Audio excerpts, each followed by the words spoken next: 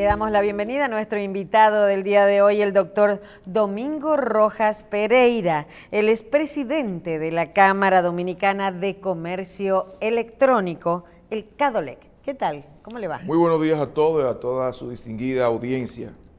Gracias, doctor, por estar con Gracias nosotros. por estar de nuevo aquí.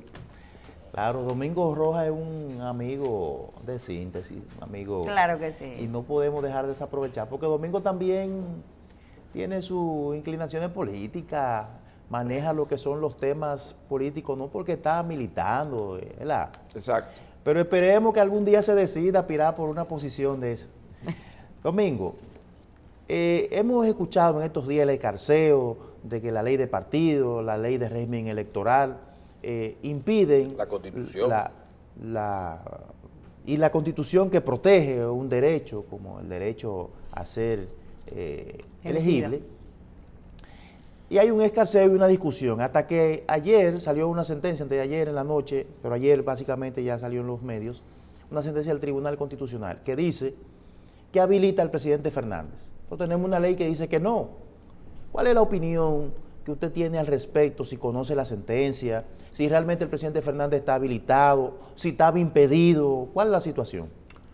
Mira, es evidente que las cosas que suceden en este país algunas veces uno no alcanza, la razón, la lógica no alcanza a entenderlas, porque la ley de partidos y agrupaciones políticas que estuvo, como decimos popularmente, dando bandazos en el Congreso Nacional por más de 10 años, 18 años.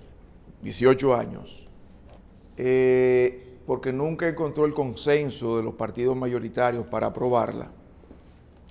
Ahora resulta, y hemos descubierto en la práctica, que ha sido un instrumento legislativo que fue aprobado y que adolece de muchas falencias, de muchos gazapos. Y esto lo digo por la diferente sentencia que ha dictado el Tribunal Constitucional, declarando no conformes con la Constitución de la República algunos artículos de esa ley. Entonces no se concibe que si se tuvo tanto tiempo para aprobar ese instrumento que iba a regir la vida orgánica y operativa de los partidos, no se aprobara una ley que fuese estructuralmente y legalmente correcta. Ahora bien, refiriéndome ya al caso específico que usted me señala, que es el artículo que tiene que ver con el hecho de que una persona que haya aspirado o haya tenido la condición de precandidato a una posición en un partido determinado, si no resultaba electo en ese partido, no podía o no puede ser candidato a la misma posición por ese partido. Debemos analizar lo siguiente. ¿Cuál fue el espíritu del legislador al aprobar ese texto de ley? El espíritu del legislador, yo lo interpreto particularmente como evitar el denominado transfugismo.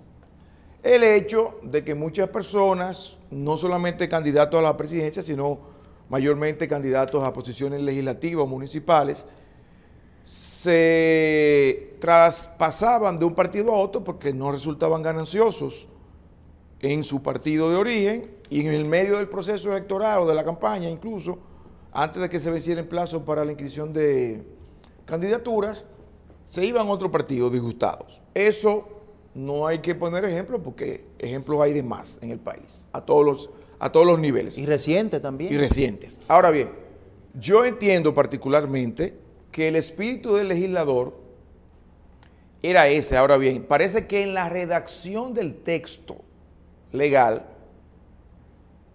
hubo o hay una laguna que permitió, más allá de lo que interpretó el Tribunal Superior Electoral con relación al derecho constitucional que tiene cada ciudadano de elegir y de ser elegido, en la redacción de la ley de partidos, movimientos y agrupaciones políticas, de ese artículo, hay un hueco donde, y es lo que ha alegado el doctor Leonel Fernández a través de sus abogados, dice que la persona que haya tenido la condición de precandidato no puede aspirar a la misma posición por otro partido si no resulta electo. Como el doctor Fernández, en el que era su partido, el PLD, no resultó electo,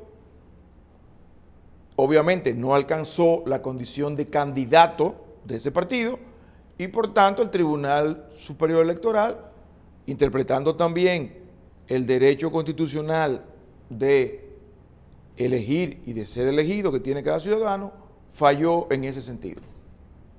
Pero se supone que antes de ser candidato, tiene que ser precandidato. Y la discusión se centraba y se centra todavía en que el artículo 49 de la ley 3318 lo que habla es de precandidato y no de candidato. No de candidato. Pero sin embargo, el título de ese artículo habla de la precandidatura, pero en su interno también dice que para ser el candidato tiene que ser un precandidato. Claro. La pregunta es, ¿por qué si el legislador estableció que cuando usted participa en un proceso no puede irse después de perder ese a otro proceso, y usted sabiendo eso, usted participa de un proceso bajo esas condiciones, bajo esa norma? Claro. Mientras yo participo, está bien todo, es conforme. Ahora, después que yo pierdo y quiero irme a otro partido, entonces la ataco por inconstitucional. ¿No luce incoherente eso? Claro, no, pero evidentemente yo estoy de acuerdo con esa interpretación que tú haces. Porque lo que hay que irnos es cuál fue el espíritu que le quiso imprimir a ese texto el legislador. Sí, pero y el espíritu fue evitar el transfugismo. Esa es una interpretación. Sí, estamos tratando de tomar los puntos más específicos de estas leyes para uno poder, por lo menos, fijarse en alguna posición. Por ejemplo, nosotros le preguntamos, doctor, cuando se habla, uno escucha al presidente Fernández decir, en mi caso no aplica, pero si así lo hiciere, fuera inconstitucional, va al constitucional. Él hace referencia a el derecho fundamental de ser elegido. No, en este caso, de que fuera así, de que pasáramos, de que quedara una brecha en el tema de la ley electoral y que nos vamos al constitucional. Hablando con algunos juristas que son apolíticos, o sea, que no tienen, que te dicen a ti, bueno, el problema es que ese derecho fundamental, él lo agotó cuando participó en esas primarias. Claro. Porque él tuvo un derecho, a él no se le prohibió participar en esa primaria, y como las leyes, como la ley de partido y la ley de régimen electoral son lo que utiliza la Constitución para aplicarse, entonces él no se le ha impedido nada. Concuerdo totalmente con usted en ese sentido. El hecho de que yo haya sido precandidato y opté o competí por la posición que sea y no resulté electo, no significa que se me negó mi derecho a ser elegido. Al contrario. Se me dio el derecho, lo que pasa es que yo no resulté ganador en la contienda interna del partido a que yo pertenecía. Pero indiscutiblemente ese tema va a ser objeto de, ya en última instancia, de la interpretación que le dé tanto al fallo del Tribunal Superior Electoral como al artículo específico de esa ley, el artículo 49, de lo que diga el Tribunal Constitucional. Doctor, esa es la realidad. Doctor, ese fallo del Tribunal Superior Electoral puede ser sometido ante el Tribunal Constitucional. La revisión constitucional. Claro, puede. Claro que sí. Claro. Esa es una parte de... Nosotros como dominicanos, uno siempre quiere saber qué va a pasar. Luego de que ocurrió la sentencia del Tribunal Superior Electoral, la opinión pública, sobre todo el que apoya al presidente Fernández, le da validez y pone a sonar este fallo. Por otro lado, uno dice, no, porque el fallo solo lo pueden oponerse las partes, uno. Por otro lado, dejan la Junta Central afuera, lo excluyen del proceso porque estaba incluido en el proceso. Tercero, nadie habla de una resolución de la Junta que hace referencia, aunque a ese mismo caso, que dice, yo no voy a dar opinión, no voy a aceptarlo como candidato. Yo le recibí la candidatura, pero no lo voy a aceptar como candidato hasta que no falle el Tribunal Constitucional. Haciendo referencia a lo que usted dijo al principio, ya han hecho dos cosas que después no lo tumban arriba, tienen de 3-2. Claro, claro. Aquí pusieron a que se votaba de forma abierta y cerrada en un grupo de provincias, en otro no, y lo tumbó el Claro, el constitucional. asunto del arrastre con relación al senador El tema y al diputado. Cuando vemos esto, y la misma vicepresidenta de la República, que apoyó el voto electrónico automatizado la semana pasada, esposa del presidente de la oposición, del candidato del presidente de la oposición, Leonel Fernández, que está en cuestión en este caso, ayer dice, no, pero sí la Junta Central debe acoger el fallo del Tribunal Superior Electoral, aunque vaya a pasar lo que vaya a pasar en el Constitucional. ¿Qué usted opina? ¿Tiene que el tribunal, estemos de acuerdo o no con el fallo, tiene que el tribunal acoger esta sentencia? La Junta acoger la sentencia del Tribunal Constitucional. Yo creo que el Pleno de la Junta Central Electoral quiso curarse en salud, por lo que usted mismo señala. Como ya hay precedentes de que varios artículos y varias disposiciones reglamentarias que ellos han dictado han sido declaradas inconstitucionales por el Tribunal Constitucional, ellos han dicho, bueno, nosotros recibimos en tiempo hábil la solicitud de inscripción del doctor Fernández, pero hasta tanto el Tribunal Constitucional no se pronuncie sobre este caso específico, no reservamos el derecho de admitir o no esta candidatura a la presidencia de la República. Y sencillamente se están curando en salud. Esa es mi opinión particular. Ahora bien, el hecho de que las contrapartes en ese proceso recurran esa decisión ante el Tribunal Constitucional va a dar un compás de espera entre el tiempo que se tome el Tribunal Constitucional en pronunciarse y decir si efectivamente, finalmente el doctor Fernández podrá ser o no candidato a la presidencia de la República. Pero hay que destacar, doctor Domingo, que cuando la Junta sobreseyó la solicitud que le hizo el presidente Fernández, no existía la sentencia del tribunal. Ahora existe una sentencia del tribunal. Claro. Que la Junta está acatada a cumplir, ¿verdad? Claro. Bien. Y si la Junta cumple el mandato de esa sentencia porque nadie la recurre ante el TC en revisión, ¿verdad? Y lo inscribe. Y resulta que mañana, pasado, cuando sea, el TC, el Tribunal Constitucional, dice que son conformes a la Constitución. Ese limbo jurídico ya que está inscrito y el tribunal falla posterior, ya hay un hecho consumado, ¿qué va a pasar ahí? No, sencillamente en la Junta no le quedará otra opción que acatar el fallo del Tribunal Constitucional y negarle el derecho que le habrá reconocido si declara como válida su candidatura a la presidencia, porque tiene que acatar obligatoriamente los fallos del Tribunal Constitucional se le imponen a todos los poderes y a todas las instituciones del Estado. No le queda otro camino que acatar esa decisión y, como usted dice, va a haber ese limbo de que yo fui candidato porque me aceptaron en principio y me sacaron mi candidatura, pero el Constitucional dice que no y me sacaron del proceso. Eso es lo mismo que pasaría, doctor, si algún candidato a senador está acusado en un caso legal como el de Odebrecht. También. Y ahora mismo opta por la reelección. Exacto. O sea, puede ganar en mayo. Si deciden que él es culpable, si sale culpable, tiene que renunciar. Obviamente, porque en el caso de que usted se refiere, que es el senador de mi provincia, el Tommy Galán, la provincia de San Cristóbal, él está siendo juzgado en única y última instancia. La sentencia que dicte la Suprema Corte de Justicia no es objeto de ningún recurso. Si él resulta condenado, obviamente lo van a condenar también a la suspensión de sus derechos civiles y políticos. Y en ese caso, él no podría ser candidato a senador para un nuevo periodo en San Cristóbal. Eso es si sale la sentencia antes de las elecciones. Claro, obviamente, si sale antes del proceso electoral. Bueno, hay otro tema también, Michelle, y es que muchas personas hablan de los derechos fundamentales, pero los derechos fundamentales no son absolutos. No. Y quienes se encargan de establecer que los derechos no son absolutos son precisamente las leyes.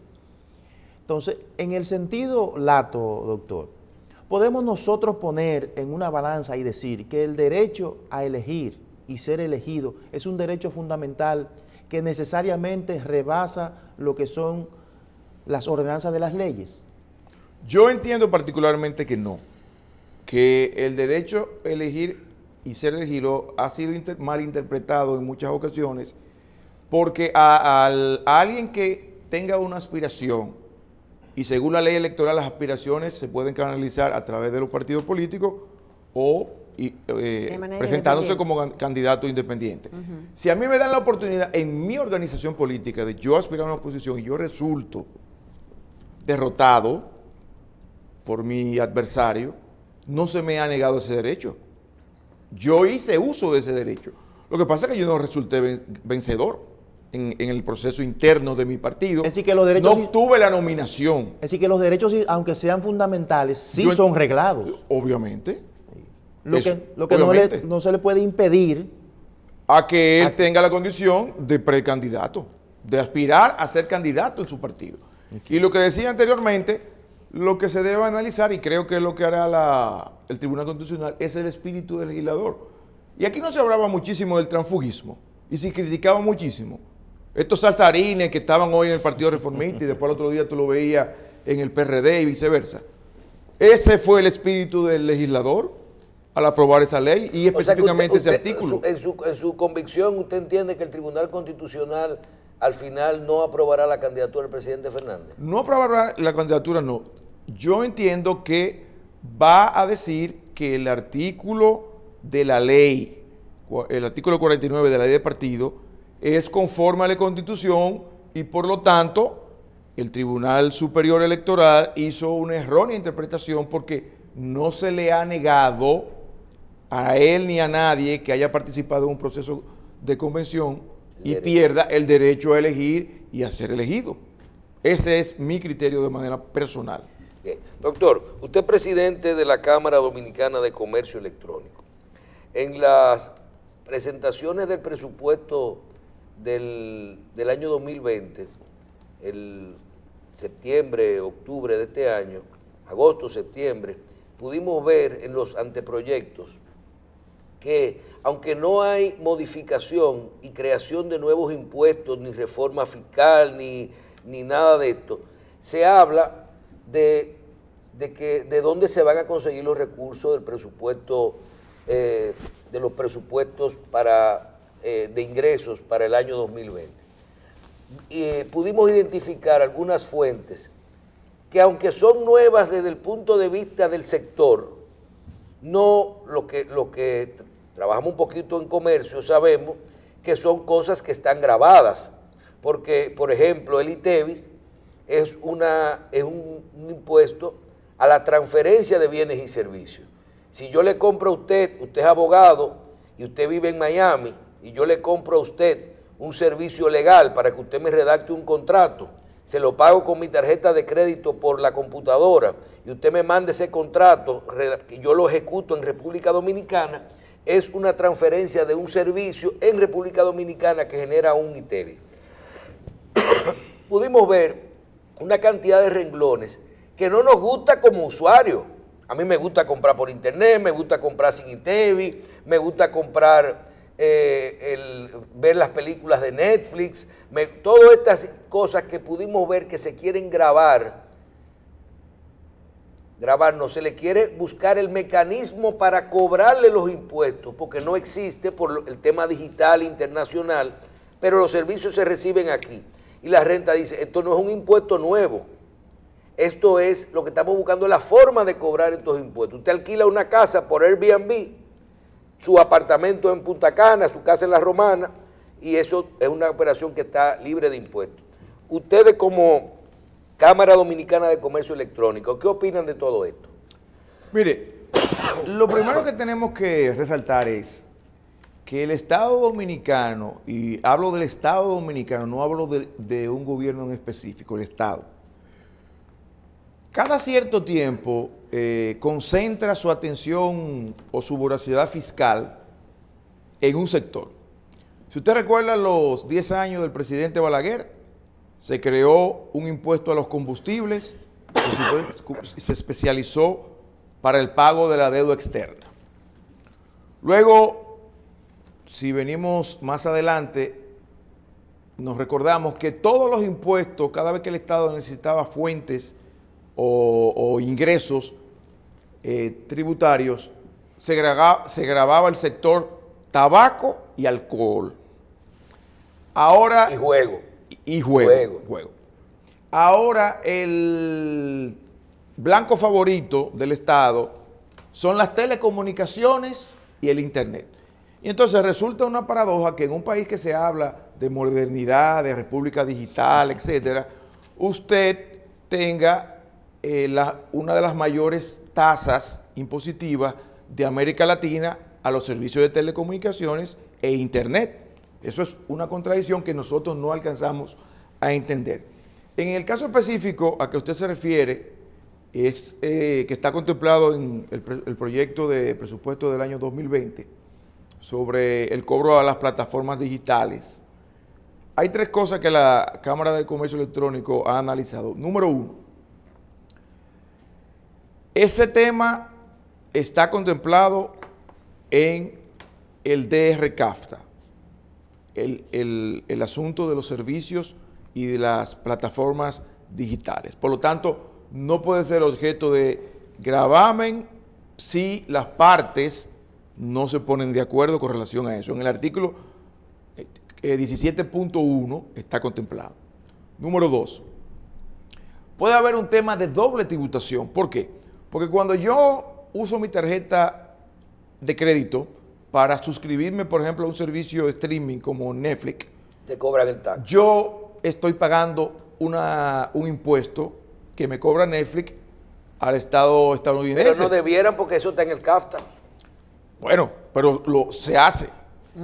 Y entonces, si el Estado dominicano, que pretende gravar o con el 18% del ITEVI o con un impuesto de un 10% del impuesto selectivo al consumo, esos servicios, podría ahí haber, yo no soy experto tributario ni nada que se parezca, pero podría haber en correlación a eso un asunto de doble tributación. Y tercero, nosotros como cámaras vamos a depositar el próximo lunes ante el Tribunal Superior Administrativo un recurso de amparo preventivo. ¿Y por qué? Para evitar que esa situación se dé, porque entendemos que no puede ser que el sector de las telecomunicaciones y del Internet sea ahora mismo la fuente mediante la cual el Estado dominicano quiera recaudar a toda costa impuestos cuando tiene un presupuesto deficitario. Un recurso administrativo. Un recurso de amparo preventivo. Preventivo. O sea, si tú me vienes con eso, ya yo estoy. Exacto. Antes que tú apliques eso, el tribunal puede pronunciarse. Una vacuna. Y decir si procede, si es legalmente o no es legal la aplicación de esa tasa impositiva. Eso ya ocurrió con el asunto cuando se quiso eliminar la exención de los $200. Nosotros como Cámara, junto con otras entidades, presentamos un recurso ante el Tribunal Superior Administrativo y nos dieron ganancias de causa. Y la Dirección General de Aduanas en ese entonces no pudo, aparte de que también estaba incluido ese tema en el DR-CAFTA, no pudo aduana aplicar pero doctor, si la resolución. Si el servicio, les repito, en el caso nuestro, nos encanta que no nos incluyan impuestos en las telecomunicaciones, ni en el Netflix, ni en el Airbnb, ni nada de eso, ¿verdad? O sea, eso es lo que nosotros queremos.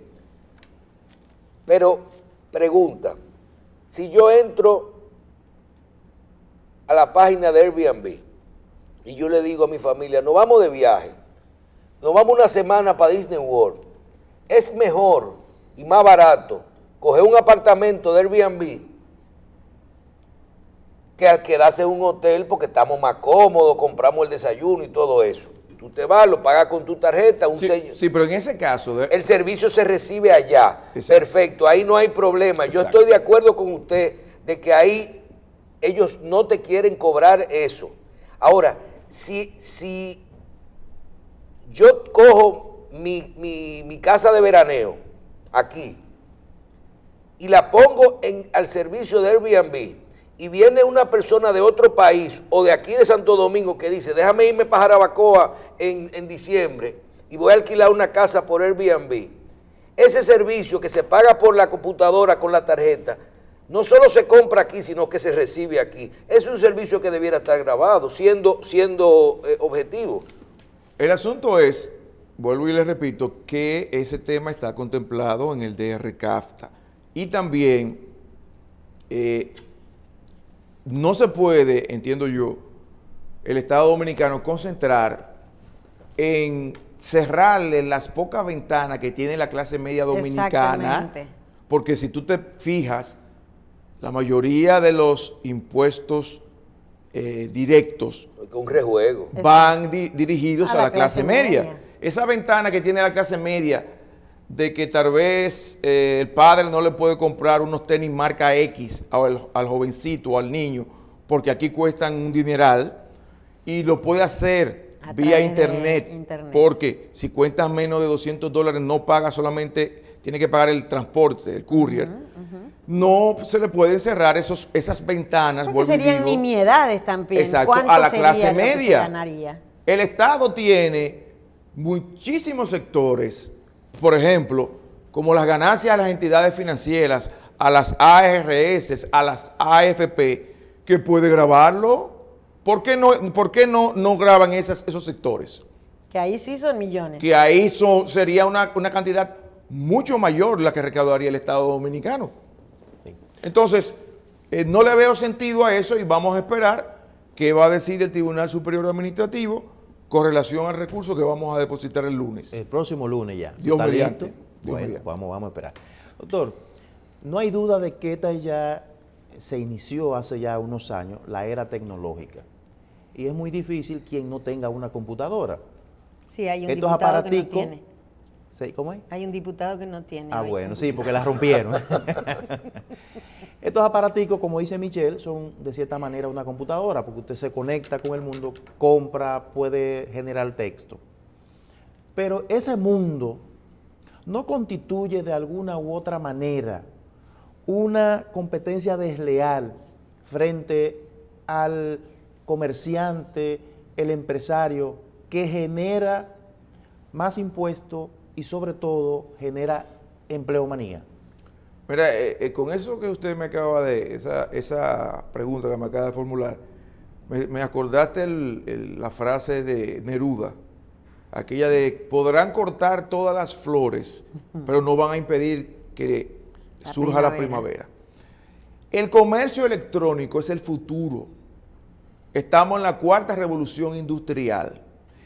Y quiérase o no, porque eso no depende de un paisito como nosotros, y no lo digo de manera despectiva, sino lo digo en el sentido de nuestra realidad ante el mundo, quiérase o no, la República Dominicana forma parte de la comunidad internacional que interactúa política, económicamente.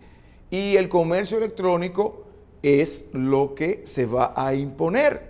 Incluso a nivel interno. Digitales. Incluso hasta a nivel interno.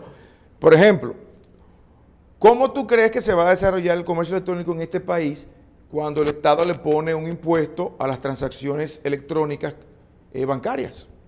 Para ponerte un ejemplo sencillo. Entonces, quiérase o no, vamos, y eso debe entenderlo no solamente la clase política, también cierto sector de la clase empresarial, que vamos al futuro, y el futuro es el comercio electrónico y es la era digital. Entonces, tú comenzar desde ahora a grabar esos servicios que se brindan a través de esas plataformas es tú penalizar a un sector que en el futuro será el principal sector en el cual tal vez tú puedas recaudar impuestos. Entonces, el tema surge, y usted dijo una palabra, ahora. ¿Cómo comenzar ahora a grabar? Entonces, el siguiente escenario, el comercio electrónico se desarrolla enormemente, sustituye el comercio ordinario, el que tenemos que la gente va a la tienda y mira, y escoge el artículo, porque igual lo puede hacer por una pantalla, lo único que usted no tiene la inmediación, el tacto con el producto.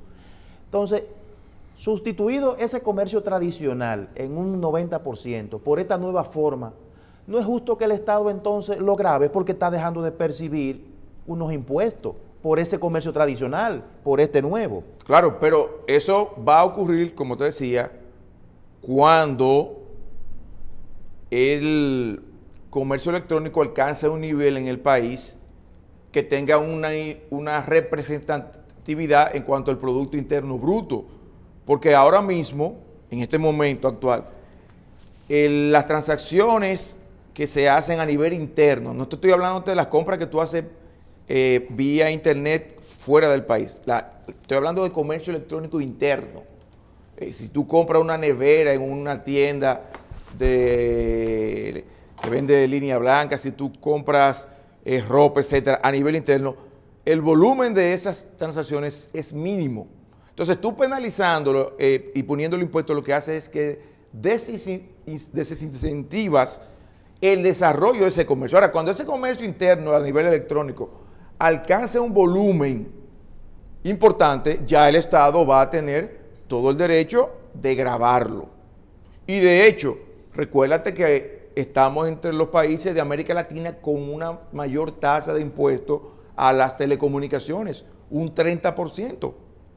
18% de ITEVIS, 10% selectivo al consumo, Es mucho. 2% de impuesto para el desarrollo del Fondo de Desarrollo de las Telecomunicaciones, etcétera, etcétera, etcétera. Entonces, eso es una tasa que lejos de propender a que se desarrolle el sector de las telecomunicaciones y que todo el mundo tenga acceso a eso que tú dices, a esa maquinita pequeña que lo conecta con el mundo, eso lo que hace es que desincentiva eso, porque los niveles de pobreza en este país, todos lo sabemos, claro, y no todo el mundo tiene acceso a comprarse un celular y a pagar un servicio de internet. Que no es barato. Que no es barato. El área de influencia de la Cámara Dominicana de Comercio Electrónico solo es las operaciones de comercio o tiene que ver con todo lo que es el negocio de las operaciones a nivel electrónico en República Dominicana. Todo lo que sea, cualquier transacción que se hace por medio de electrónico es comercio electrónico. ¿Está usted de acuerdo como presidente de la Cámara con el voto automatizado? Totalmente de acuerdo. Sería un retroceso que este país, vuelvo y digo, en la era digital, en la cuarta revolución institucional, volvamos a votar de que con un papel y a marcar con un crayón. Confiabilidad, el voto. doctor. La confiabilidad en materia de cibernética, la confiabilidad y la seguridad es siempre y cuando se tenga la intención de lograrla, se logra. Ahora bien, siempre habrán personas y sectores que van a cuestionar la seguridad de cualquier sistema electrónico, eso es algo normal. Pero yo como presidente de la Cámara y la Cámara en sí, incluso le hemos pedido, y esto lo voy a decir por primera vez, una primicia. Hace una semana le enviamos una carta al Pleno de la Junta Central Electoral pidiéndole una audiencia para entregarle un documento que elaboró la Cámara sobre las mejoras y sobre todo en el aspecto de ciberseguridad que se podrían implementar para mejorar y proteger más el voto electrónico. Qué bien. Nosotros tenemos la cultura de la protesta y tenemos arraigado también una cultura del fraude. Y tenemos arraigada también la cultura de no saber perder, porque a las contiendas, cualquier competición, usted va a ganar o a perder. Si usted perdió en buena lid o ganó en buena lid, acepte los resultados. Precisamente, doctor, por eso le hacía la introducción. Dijo el presidente Fernández que hubo un algoritmo y que hubo no sé qué cosa, que al final se quedó en denuncia y que la Junta Central Electoral va a hacer una auditoría a esos equipos. Esa auditoría es posible porque no se trata de una auditoría en papel, ¿verdad? ¿Es posible? ¿Es posible una auditoría? Claro. ¿Es posible lo que el presidente Fernández denunció también? Claro, fíjate que la firma que se contrató abandonó hacer el trabajo por los cuestionamientos. Ahora lo que tiene que hacer la Junta es convocar de nuevo. No, porque por el mismo precio lo subieron del 5 al 30. No, y abandonaron, pues también por parte de los cuestionamientos que habían sido objeto. Lo que tiene que hacer la Junta sencillamente es convocar una nueva licitación, escoger otra firma que tenga una buena reputación y hacer la auditoría, porque eso le da más transparencia, le da más credibilidad al proceso. Pero no podemos retrotraernos en este país a que el voto electrónico no se use en las próximas elecciones porque hay un sector que alega que no es seguro, pero tampoco es seguro entonces el voto físico, porque cuántos alegatos aquí y cuántos fraudes no se hicieron con el voto físico. Los palitos. Hay posibilidad de un voto nulo en el voto electrónico. No, a menos que no haya un fallo del sistema, obviamente. No hay posibilidad. Es decir, No, porque ninguno está dentro de la contienda. sí. Es decir, que es mucho más seguro, mucho más transparente el voto electrónico que el voto papel tradicional. Obviamente que sí. Ahora bien, vuelvo y te repito, si ese voto, ese sistema de votación es revestido de todas las condiciones de seguridad, es totalmente transparente.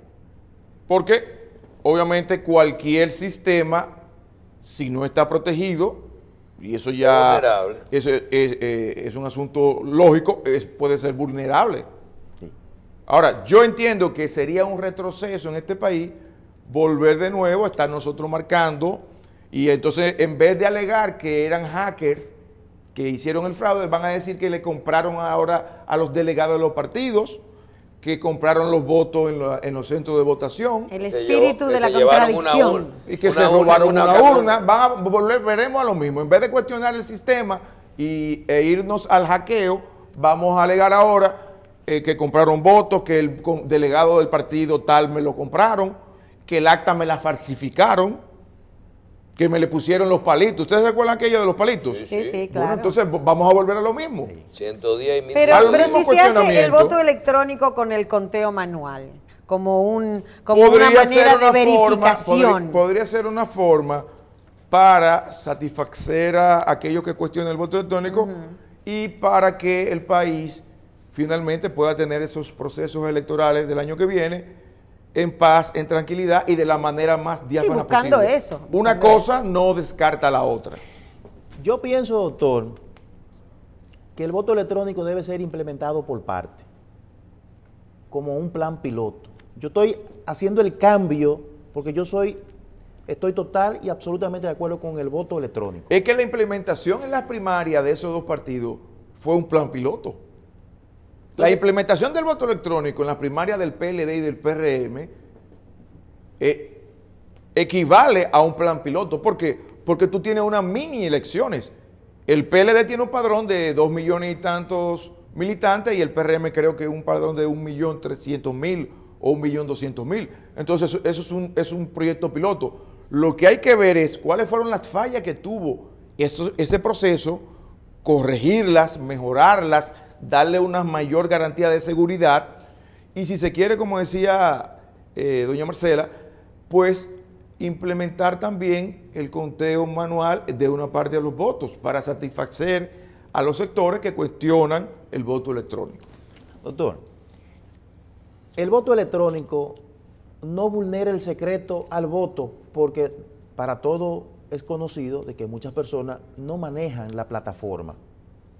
¿Eso no pudiera prestarse también a una manipulación? Sí, en ese sentido sí. Por ejemplo, entonces, si es sí, con relación a la resolución que dictó la Junta para las primarias, que decía que si una persona, por ejemplo, un no vidente, una persona discapacitada, etcétera, o una persona ya muy mayor de edad, O analfabeto. o analfabeta, podría ser asistido por alguien, por un Pero familiar. eso pasaba alguien, con el manual también. eso ocurría también con el voto manual. Alguien te Yo acompañaba. llevé a mi abuela a votar y yo era que le marcaba porque ella no veía bien. Entonces, vuelvo y repito, el asunto no está en la modalidad de voto que usemos, está en la cultura política y electoral que tiene este país de que al haber ocurrido a través de la historia muchos fraudes electorales, todo el mundo entiende y ve ahora con un nuevo sistema que no todo el mundo entiende, porque no todo el mundo es experto en ciberseguridad ni en informática. Ahora todo el mundo ve el fantasma Sí. del fraude y del hackeo. Claro, claro. Doctor, gracias. Gracias a ustedes. Le damos las Buenos gracias días. al doctor Domingo Rojas Pereira, como siempre. Excelente su presentación aquí. Muchas gracias.